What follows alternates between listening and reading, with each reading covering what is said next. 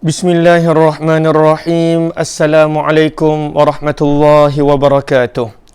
Bismillah, alhamdulillah, wassalatu wassalamu ala habibillah Sayyidina Muhammad ibn Abdillah wa ala alihi wa sahbihi wa mawalah. Allahumma rabbi syrah lana sudurana wa yassir lana umurana wahlul uqdatan min alsinatina yafqahu aqwalana. Allahumma fakkihna fid din wa 'allimna at-ta'wil. Allahumma alhimna marashida umurina wa a'idhna min shururi anfusina birahmatika ya rabbal alamin. Walhamdulillahi rabbil alamin. Alhamdulillah summa alhamdulillah. Apa khabar sahabat-sahabat semua? Salam Jumaat, salam penghulu. Segala hari Sayyidul Ayyam kita bertemu dalam pertemuan sejarah Mekah siri yang keempat bersama dengan saya Umar Aziz. Ahlan Kak Safia Sapian, Elvira, Ummi Zaihadi, Aini, M. Nasir Harun, Zimahdun, Sa'idah Sa'id, kemudian Muhammad Nizam Rahadi, Nurjahan Karamdad, Wan Nasrah, Ida Nur Shima, Zuraida Sidi, Aisyah Uthman, Nasirun, Z.A. Hashim, Irma Mas dan juga Mira Rahim serta sahabat-sahabat yang lain. Pada bulan-bulan haji ini kita nak berkongsi tentang sejarah Mekah. Walaupun kita tidak dapat menunaikan fardu haji, namun moga-moga kita dapat rasa dekat dengan Baitullah, rasa dekat dengan Masjidil Haram, rasa dekat dengan Tanah Haram, bumi Mekah dan sebagainya. Ahlan kepada sahabat-sahabat semua. Mohon jasa baik untuk sama-sama kita mulakan pertemuan kita dengan kita perbetulkan dahulu niat. Moga-moga pertemuan kita adalah kerana Allah Subhanahu wa ta'ala.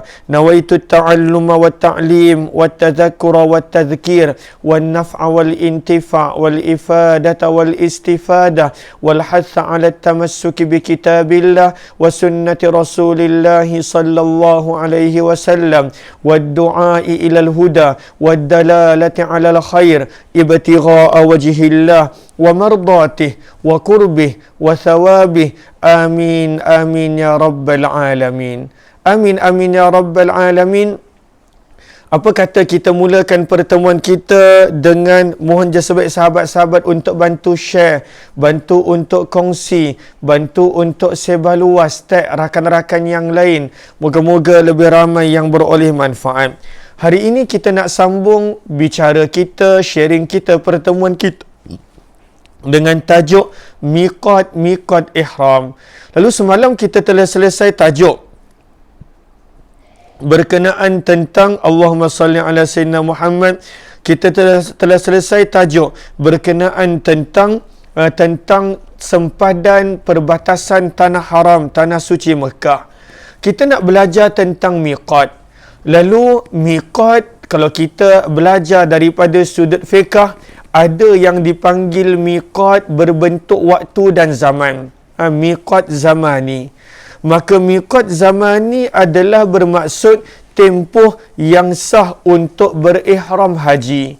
Lalu apakah bulan-bulan haji? Apakah tempoh yang seseorang itu dah boleh mula berniat ihram untuk haji? Ianya adalah Syawal, Zulqa'dah dan juga permulaan Zulhijjah. Itu dikenali sebagai miqat zaman. Zaman maksudnya waktu dan juga masa. Namun ada yang kedua dipanggil miqat makani. Makan maksudnya tempat. Makan bukanlah makan, tetapi makan bahasa Arab memberi makna tempat. Lalu apakah yang dimaksudkan dengan miqat makani? Ini yang kita nak kongsikan pada petang ini. Miqat makani adalah sempadan sesuatu tempat yang tidak harus dilewati oleh seseorang yang nak mengerjakan ibadah haji ataupun umrah kecuali setelah berihram. Ada sempadan-sempadan, ada kawasan-kawasan untuk orang yang memang berniat untuk buat haji dan juga umrah. Dia tak boleh lewat, dia tak boleh lepasi sempadan-sempadan itu kecuali dalam keadaan ihram. Dalam mazhab Syafi'i, bahawa seseorang yang tak nak buat haji ataupun umrah, contohnya ahli perniagaan ataupun orang yang tinggal di kawasan itu, dia boleh melewati miqat tanpa berniat ihram. Kalaulah dia memang tak nak buat umrah dan haji. Tapi kalaulah memang dia nak buat umrah dan haji, dia tak boleh melewati miqat makan tadi, sempadan tadi, kecuali dalam keadaan ihram. Lalu siapakah yang telah menetapkan miqat makani ini? Maka yang telah menetapkannya adalah baginda Nabi sallallahu alaihi wasallam. Di dalam riwayat Bukhari dan juga di dalam riwayat Muslim, maka Nabi sallallahu alaihi wasallam telah waqata, maksudnya meletakkan miqat, meletakkan sempadan. Sebab itu diriwayatkan daripada Abdullah bin Abbas radhiyallahu taala anhuma, anna Nabi sallallahu alaihi wasallam waqata, sesungguhnya baginda Nabi sallallahu alaihi wasallam telah menetapkan miqat li ahli Madinah, untuk penduduk Madinah dan orang-orang yang datang daripada arah Madinah. Apakah miqat mereka? Zulhulaifah, itu adalah miqat dia. Wali ahli Syam, Nabi telah menetapkan miqat untuk penduduk Syam, Al-Juhfah. Wali ahli Najd, Nabi telah menetapkan untuk penduduk Najd miqat mereka, Qarnal Manazil. Wali ahli Yaman, Nabi telah menetapkan untuk penduduk Yaman miqat mereka, Yalamlam. Hunna li ahlihinna wa li kulli atin alaihinna min ghairihim mimman arada al-hajj wal umrah. Maka kata Abdullah bin Abbas, Nabi telah menetapkan miqat ini bagi penduduk kawasan tersebut dan semua orang yang melaluinya untuk dengan niat mengerjakan haji dan umrah. Lalu daripada sini kita nampak, kalaulah seseorang tu nak buat haji dan umrah, dia tak boleh melewati batasan-batasan ini, miqat makani ini, kecuali dalam keadaan ihram. Maka kata Abdullah bin Abbas, "Faman kana duna dhalik, famin haitsu ansha'a hatta ahlu Makkah min Makkah." Kata Abdullah bin Abbas, maka hendaklah berihram di tempat dia memulakan sesiapa yang tinggal di kawasan selepas miqat, maka dia boleh memulakan umrahnya, ihramnya daripada mana dia berada. Contohnya, orang yang tinggal selepas daripada ataupun dalam jarak selepas daripada miqat, dia tinggal dalam kawasan miqat, maka dia tak perlu nak keluar ke miqat, dia boleh berihram daripada mana dia berada. Kecualilah penduduk Mekah, maka sebaik-baiknya dia kena keluar ke tanah haram untuk berihram. Lalu, apakah ini miqat? Jom kita lihat secara ringkasan gambarannya tentang miqat. Sebentar, Allahumma salli ala Sayyidina Muhammad. Okey.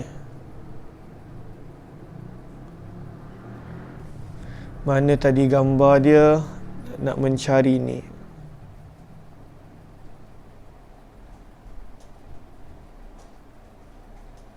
Okey, ini miqat dia. Okey.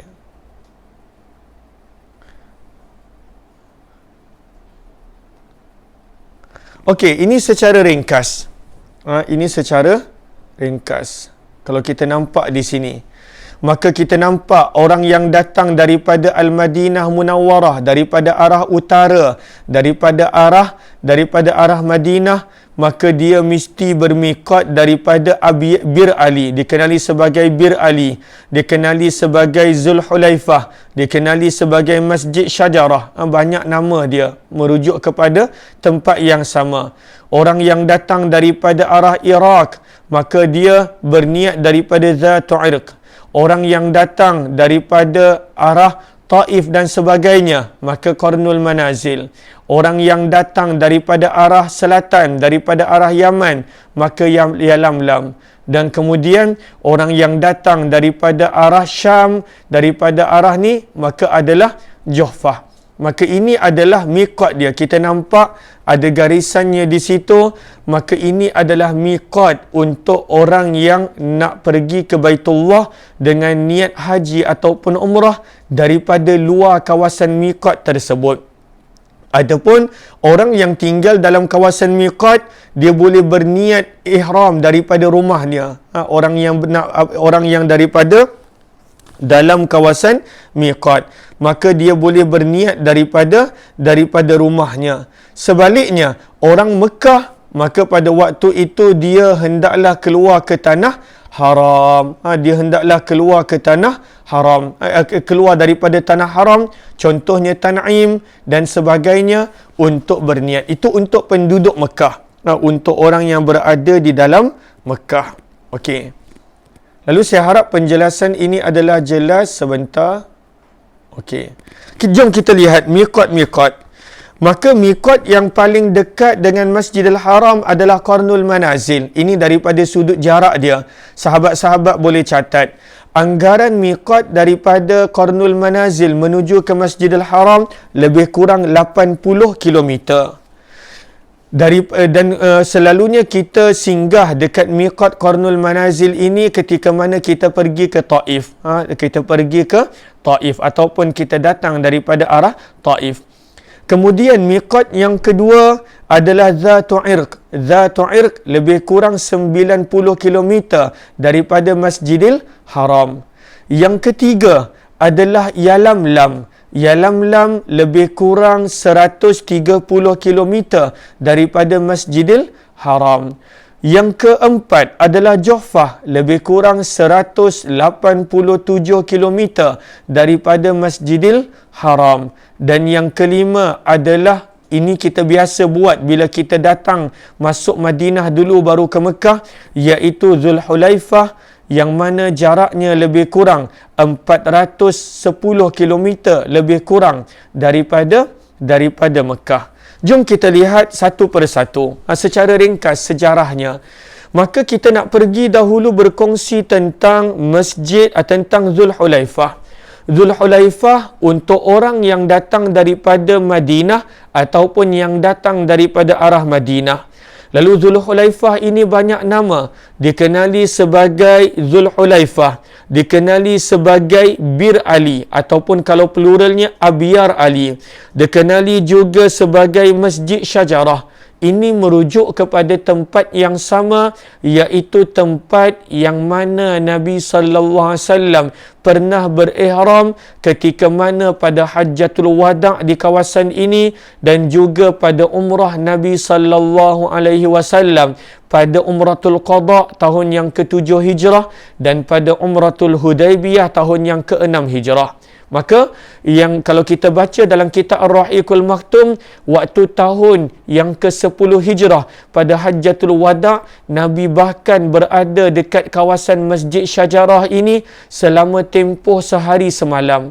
Daripada lepas Zuhur sampailah kepada Zuhur keesokan harinya. Itu kita dah baca dalam kitab Ar-Rahiqul Maktum. Sebab itu dipanggil Syajarah. Sebab zaman Nabi, tempat yang Nabi SAW berhenti dekat situ ada pokok. Syajarah maksudnya pokok. Lalu Nabi SAW berhenti di pokok tersebut. Yang jelasnya kita baca dalam Hajjatul Wada' punya peristiwa dalam kitab Ar-Rahiqul Maktum. Lalu Nabi berhenti di pokok tersebut beribadah. Daripada selepas Zuhur, Nabi solat Zuhur di Madinah. Kemudian Nabi sampai di pokok tersebut, di syajarah tersebut, dan Nabi SAW solat Zuhur, solat Asar di situ. Kemudian Maghrib, Isyak, Subuh, sehinggalah Zuhur keesokan harinya, barulah Nabi SAW mula bertalbiyah dan meneruskan perjalanan menuju ke Mekah. Maka di pokok yang Nabi SAW ibadah itu, kemudian harinya dibina masjid. Sebab itulah dipanggil Masjid Pokok ataupun Masjid Syajarah. Dan kadangkala dirujuk kepada tempat tersebut yang dikenali sebagai Hulaifah ataupun Bir Ali. Jom kita lihat gambar dia. Mana gambar dia? Di antara masjid yang cantik, yang besar. Sebentar. Ini salah satu gambar dia.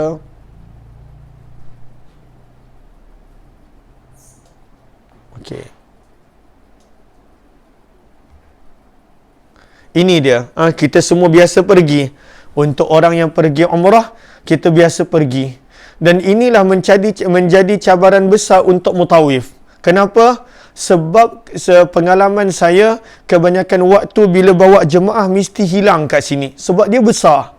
Dan kadang-kala bila jemaah masuk, dia nak cepat-cepat. Bas berhenti je, bahkan belum sempat bas berhenti, dia dah turun dah. Punya laju, punya bersegera dia tu. Tapi kadang-kala dia nak lupa, jemaah lupa nak mencari landmark. Lupa nak mencari landmark. Daripada sudut pintu mana, nombor berapa, bas dia nombor berapa pun dia tak ingat. Maka selalunya dekat sini jemaah biasa hilang.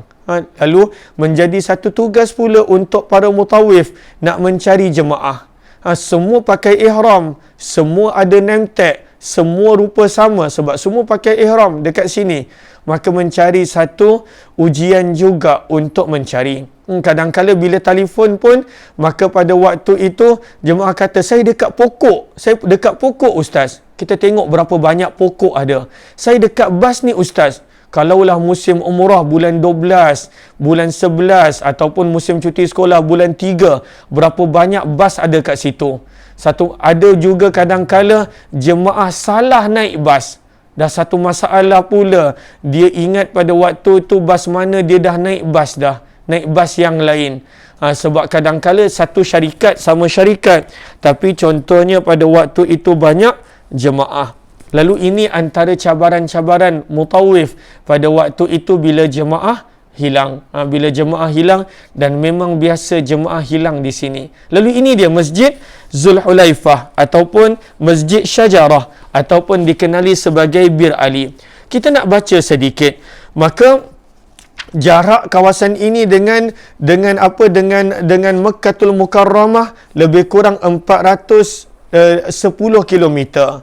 Okey, di sini kata penulis buku, maka ianya telah dibuat renovasi besar-besaran. Yang mula-mula menjadikan pembinaan masjid di sini adalah Khalifah Umar bin Abdul Aziz ketika mana beliau menjadi Gubernur Madinah. Ketika mana Umar bin Abdul Aziz menjadi Gubernur Madinah, Umar bin Abdul Aziz sebelum dia menjadi Khalifah, dia jadi Gubernur Madinah dahulu. Maka pada banyak tempat yang ada kaitan dengan Nabi SAW, Khalifah Umar bin Abdul Aziz, maka pada waktu itu dia telah bina masjid. Sehinggalah pada zaman Raja Fahad, maka beliau telah belanjakan untuk masjid ini sahaja sebanyak 200 juta rial Saudi. Sehinggakan masjid ini boleh memuat tempat lebih kurang 5,000 jemaah. Dewan solatnya boleh muat lebih kurang 5,000 jemaah. Dan ianya mempunyai keluasan yang sangat besar. Kita nampak parking yang sangat banyak, yang mana kita nampak di sini. Kemudian Allahumma salli ala Sayyidina Muhammad, berhampiran di sinilah yang mana pengkaji-pengkaji sejarah menyebut berhampiran dengan masjid inilah terletaknya perkuburan ayah baginda Nabi SAW Abdullah.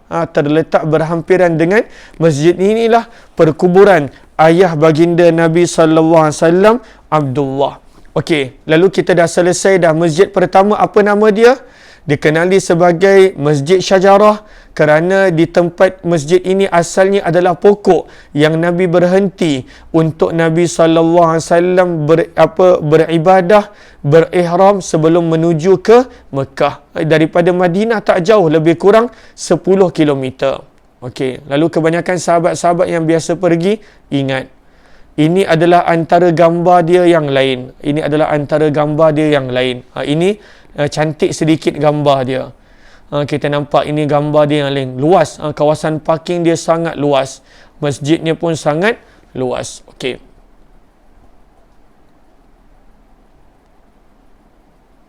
Okey, masjid yang kedua. Masjid yang kedua adalah Masjid Qarnul Manazil. Yang kita dah belajar dah tadi, orang yang datang daripada arah Qarnul Manazil. Qarnul Manazil. Dekat Qarnul Manazil ini ada dua masjid yang dibina untuk miqat. Sebab ada dua jalan utama yang boleh datang daripada arah Taif dan sebagainya.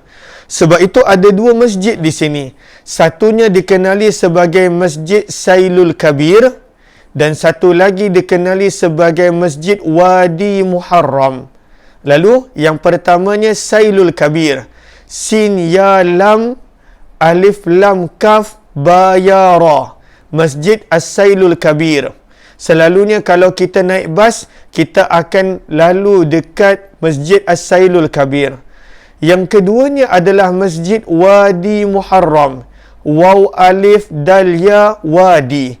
Muharram mim ha ra mim. Muharram. Jarak antara kedua-dua masjid ini lebih kurang 33 km. Masjid Wadi Muharram, untuk jemaah umrah yang naik bas, mereka tak berhenti di sini. Sebab selalunya polis tak bagi pemandu bas untuk lalu jalan ni. Selalunya jalan ni adalah untuk jalan kereta sahaja. Walhal sebenarnya dia lebih dekat. Tetapi selalunya jalan kereta lalu dan akan berhenti dekat kawasan Wadi Muharram. Okey, apakah bentuknya? Jom kita lihat. Jom kita lihat sebentar. Saya kena padam dahulu gambar-gambar yang lama ni. Allahumma salli ala Sayyidina Muhammad. Okey.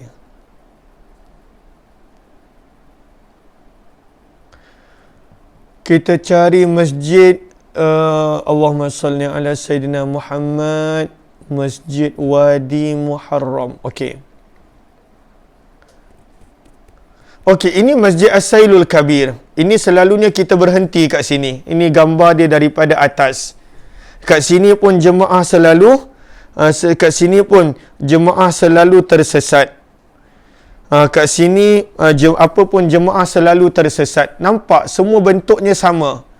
Kalaulah kat Qarnul Manazil selalu sesat. Dia masuk ikut satu pintu, dia keluar ikut pintu yang lain. Ini adalah antara masjid yang mana kalau kita pergi Taif, kita akan berhenti di sini sebab ada jemaah yang mana nak buat umrah selalunya, ataupun kita akan berhenti di sini solat asar ataupun solat zuhur dan sebagainya. Maka kat sini kita nampak dekat tempat wuduk dia pun jemaah sesat. Dia tak tahu dia ambil wuduk kat mana, dia keluar kat mana. Lalu ini adalah Masjid Sailul Kabir. Ini adalah Masjid Sailul Kabir. Masjid Sailul Kabir. Lalu ini yang kita selalu berhenti. Ada satu lagi masjid yang mana dikenali sebagai Wadi Muharram. Masjid Wadi Muharram lebih kurang sama. Ini adalah Masjid Wadi Muharram. Lalu Allahumma salli ala Sayyidina Muhammad. Lalu ini adalah antara dua masjid. Masjid Wadi Muharram dan juga Masjid Sailul Kabir. Okey, apapun dekat kawasan Qarnul Manazil, daripada sudut sejarah ada kisah yang menarik daripada sudut sirah. Apakah kisah yang menarik dekat Qarnul Manazil? Kalau kita perasan, ketika mana kita baca dalam Ar-Rahiqul Maktum tentang waktu Nabi SAW dibaling dengan batu oleh penduduk Taif. Maka Nabi SAW telah menyelamatkan diri dan pada waktu itu diberikan ruang untuk masuk ke dalam salah satu kebun anggur milik dua orang musuh Nabi daripada kalangan penduduk Mekah yang bernama Utbah bin Rabi'ah dan Syaibah bin Rabi'ah.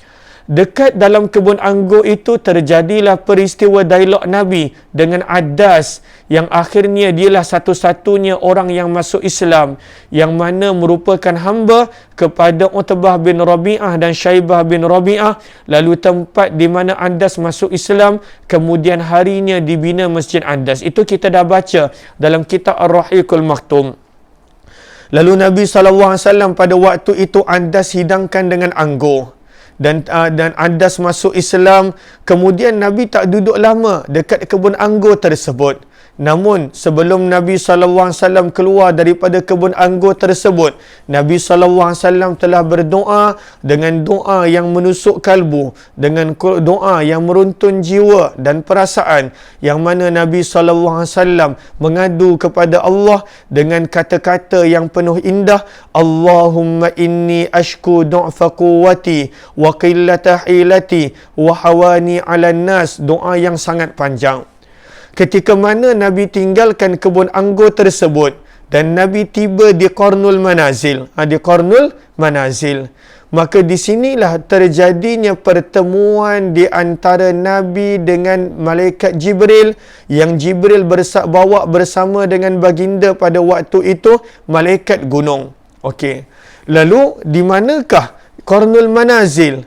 Ada sebahagian mengatakan Qarnul Manazil adalah dekat tempat Sailul Kabir.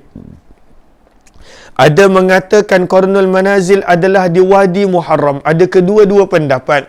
Namun daripada sudut sirahnya adalah pertemuan di antara Jibril, malaikat gunung bersama dengan Nabi adalah di Qarnul Manazil.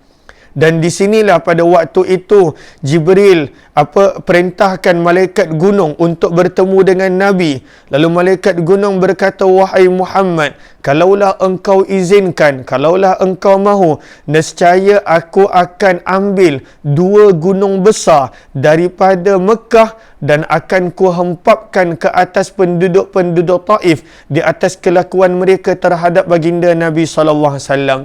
Para ulama hadis menyebut maksud daripada 2 gunung besar yang pada waktu itu malaikat gunung sebutkan kepada Nabi adalah gunung Abi Qubais dan juga gunung Qaiqa'an. Qaf ya qaf, ain alif nun. Qaiqa'an. Gunung Qaiqa'an dan juga gunung Abi Qubais.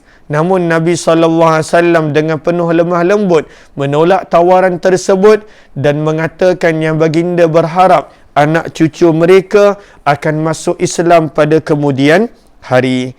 Maka ini adalah daripada sudut miqat yang ada di Wadi Muharram dan juga Sailul Kabir. Kedua-duanya dikenali sebagai Qarnul Manazil dan ini adalah miqat untuk orang yang datang daripada arah tersebut.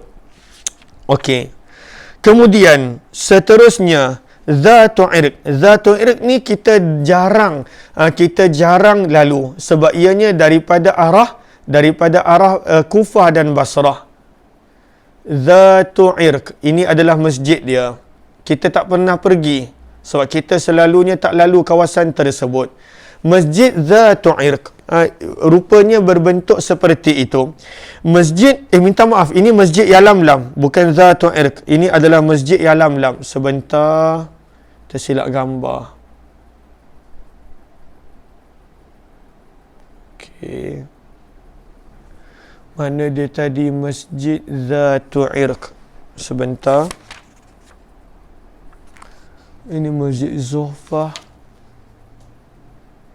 Allahumma salli ala Sayyidina Muhammad. Mana gambar dia dah hilang?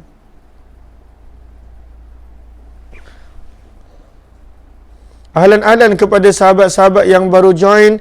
Mohon jasa baik untuk bantu share, bantu untuk kongsikan, bantu untuk sebar luas.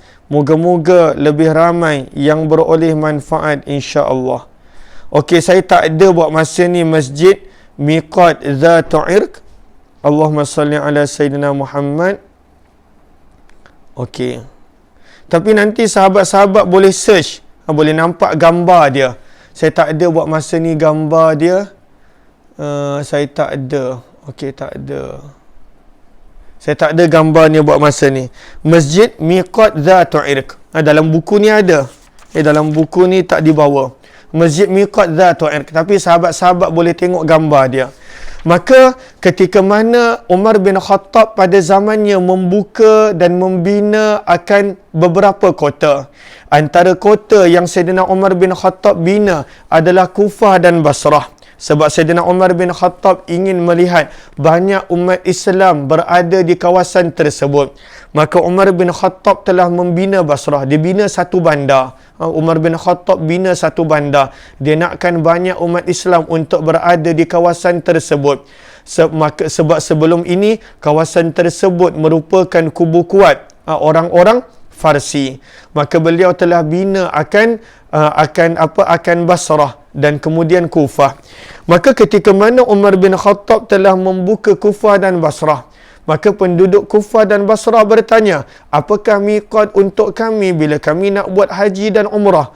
Maka Umar bin Khattab menyebut ianya adalah Zatu Irq. Zal alif ta ain ra qaf. Zal alif ta ain ra dan juga qaf. Zatu Irq. Lalu di sini kemudian harinya dibina Masjid Zatu Irq. Aisyah radhiyallahu taala anha menyebut sebenarnya Zatu Irq bukanlah daripada ketetapan Umar, namun Zatu Irq sebenarnya adalah daripada sabdaan Nabi sallallahu alaihi wasallam. Sebab itu ada orang mengatakan Zatu Irq ditetapkan sebagai miqat oleh Umar bin Khattab, namun Aisyah tidak bersetuju. Aisyah kata yang menyebutkan Zatu Irq sebagai miqat bukan Umar tetapi baginda Nabi sallallahu alaihi wasallam sendiri. Hadis riwayat Abu Dawud pada riwayat 1739. Maka ini adalah Zatu Irq. Lalu ianya adalah ada masjid dibina di situ. Ada masjid yang dibina di situ. Okey. Tetapi yang ni kita tak pernah lalu. Sebab selalunya yang kita pergi adalah miqat Bir Ali ataupun Zulhulaifah dan juga miqat Qarnul Manazil. Ahlan-ahlan kepada sahabat-sahabat semua. Okey, jom kita lihat. Allahumma salli ala Sayyidina Muhammad. Ini dah 3 miqat. Miqat yang keempat adalah Yalamlam. Dan ini gambar dia. Masjid Yalamlam. Ini pun kita tak pernah pergi. Sebentar. Dia ada 2 menara begitu. Okey. Lalu Masjid Yalamlam. Masjid Yalamlam. Maka ini adalah miqat yang keempat. Maka Masjid Yalamlam adalah lebih kurang, kalau kita tengok tadi jaraknya 130 km daripada Masjidil Haram. Kemudian Raja Fahad pada zamannya telah membina masjid yang terjadi seperti sekarang dengan biaya lebih kurang 11 juta rial Saudi dan boleh memuatkan lebih kurang 1,500 jemaah. 1,500 jemaah. Ini adalah Yalamlam, Masjid Yalamlam. Okey. Kemudian masjid yang berada di miqat lagi adalah Juhfah.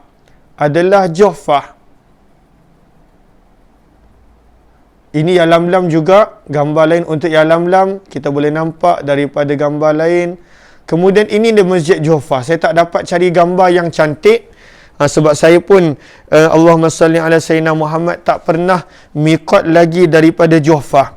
Okey. Namun di sini ada kisahnya Juhfah.